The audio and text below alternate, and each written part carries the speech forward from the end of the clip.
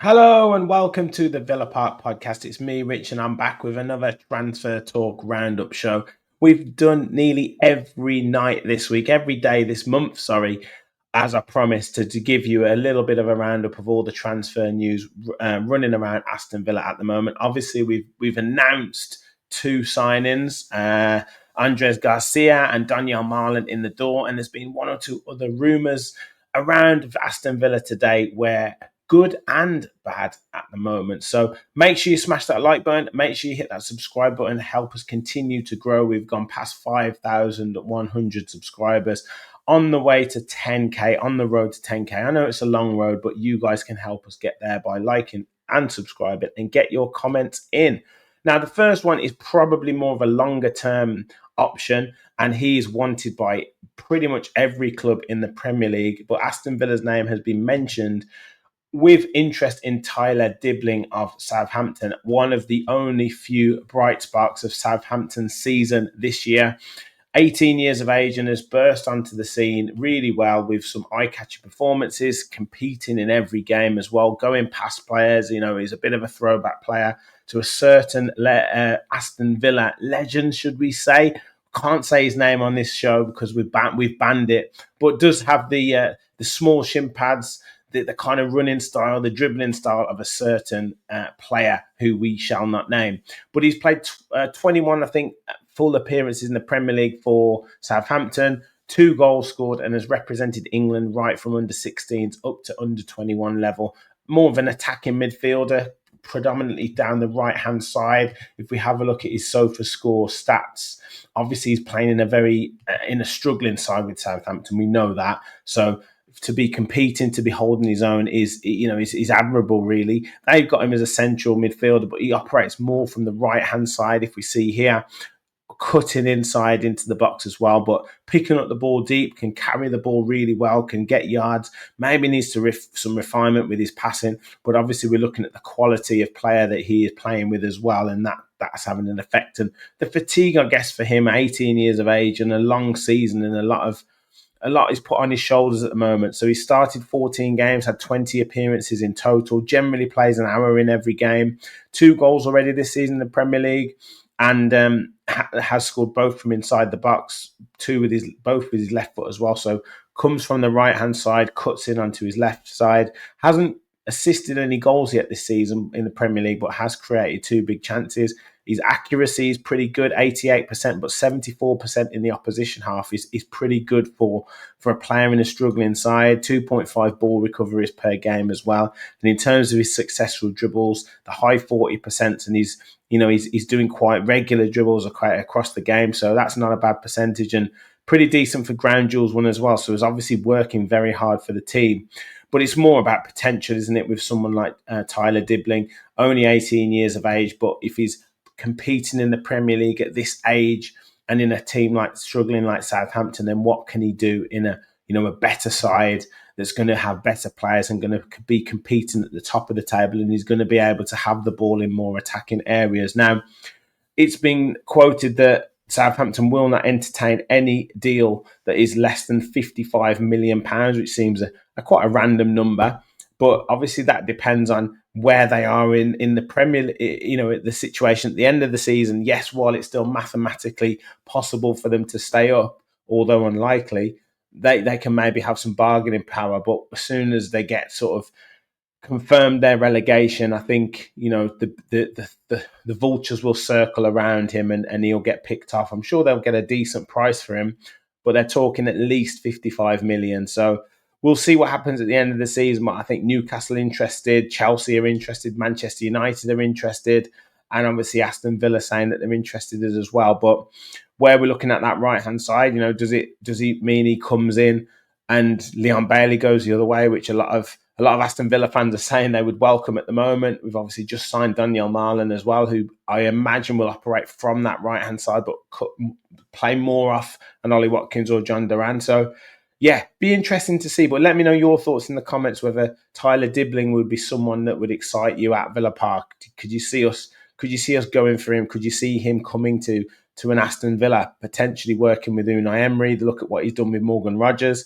Look at what he's done with some of the other players. He is very good at moulding these players. Andres Garcia coming in, 21 years of age. Nedeljkovic coming in, 19, 20 years of age. John Duran, what he's done with him. So he is able to sort of polish up these rough diamonds of players and make them top quality. So exciting one, interesting to see.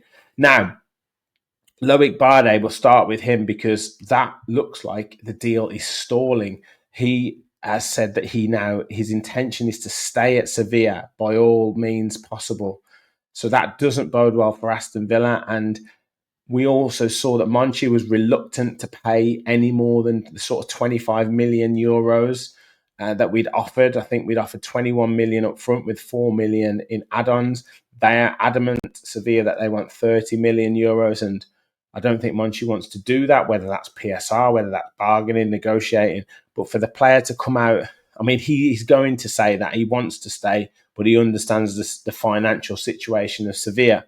So I can understand that, but it doesn't bode well for him sort of reluctantly having to come to Aston Villa as opposed to sort of wanting to come, even though you have a lot of love for the club that you're currently playing at. So I don't know whether that one's going to happen. I think it was going to be a real coup if we could have got him with the likes of Liverpool interested in him. But I think maybe we're going to have to move on to additional targets because I think this one might not happen. And yeah, lo and behold, I could expect him to sign for Liverpool in the summer. I think he's probably holding out for someone like that and keeping his options open.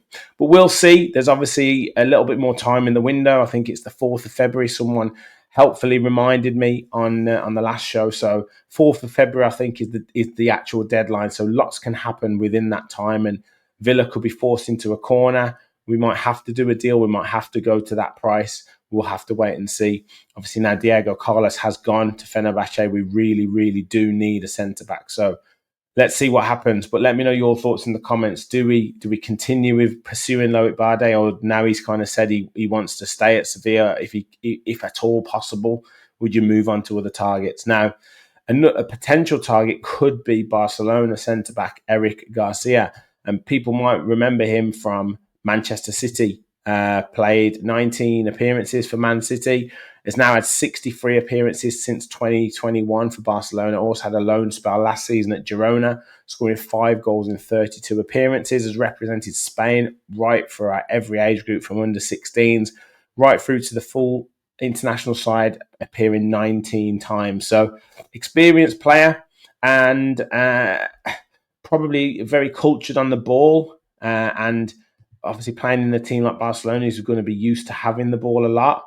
I would sort of hesitate at how Villa play. Yes, we've got Pau Torres in there and he's very good at passing the ball, but I'd hesitate in terms of the physicality and I guess Barcelona probably aren't used to having to defend a lot. And I would be hesitant as to how much that happens. However, the strengths that have gotten SofaScore are ground duels and his longer passing, which we know can work very well for Villa.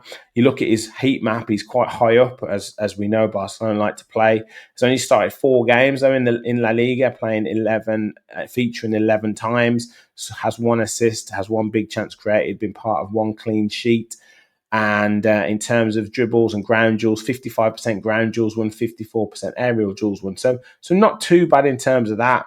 But yeah, it's going to be an interesting one. They have said in the kind of news today, the football news, that out of all the players that Barcelona will be looking to move on, he looks the most likely, and it's looking at around about, I think, the 13 or 14 million pounds mark. So would you welcome a move for Eric Garcia? Do you see that happening with Aston Villa? I don't know whether he's the type or the profile of centre-back that we'd be looking for.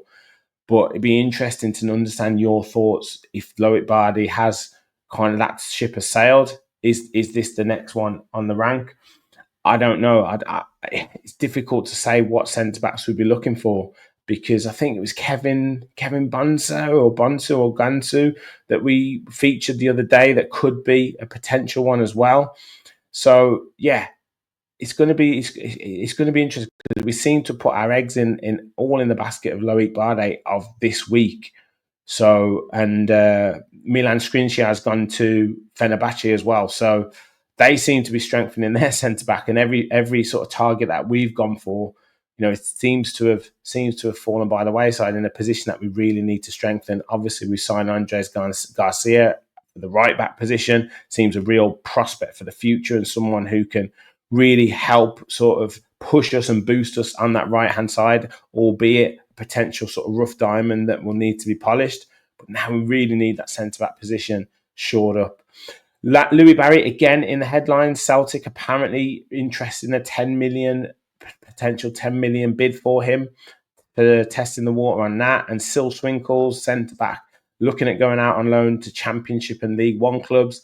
Lamar Bohade now staying at Aston Villa, not moving on. So that's an interesting one. Must have been impressed in training, or is that due to the injuries and the fact that we may not be signing another player in terms of that's bolstering the defence? So yeah, maybe some reading between the lines done on that one. Fair play to Bohade for doing very well against Arsenal, but does it lead to the fact that we won't be seeing as many players as we hoped in this transfer window?